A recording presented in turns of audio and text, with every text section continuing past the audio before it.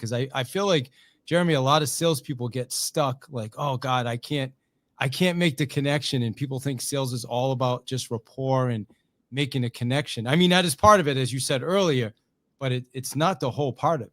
No, and that's why I think that the thinking about, using spy tactics in the sales world can be ennobling. It can help you. It can help you sort of change the subject up and change your mindset. If you go from being a salesperson that's going to a meeting with someone you dislike to thinking yourself as a CIA case officer trying to influence somebody to win them over, that makes selling a little bit more fun. It can kind of change your mindset. One of the sections in the book and one of the training modules I work with clients on is I call Spies in Disguise. I like to say that disguises is one of the few areas that Hollywood gets somewhat right. And there's a fascinating relationship between Hollywood and the espionage community. But you can put yourself in sort of a disguise to sort of change your mindset. And in the book, I talk about what I call the Mad Men method.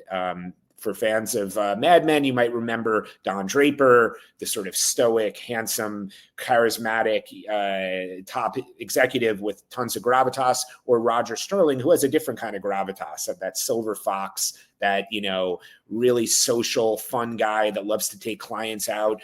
You put on a different mask, and it doesn't have to be those two. It can be someone you admire. And I work with clients. We go out in these town halls, if you will, these open discussions where people tell me who they admire in the worlds of literature, TV, movies, sports, whatever it is. And you take some of those qualities that you admire and you bring them to that sales environment where you're not that into that person. Or, as I talk about in the book, you just don't want to be there. You're having a terrible day. You had a fight with your spouse, your kids are misbehaving, whatever it might be.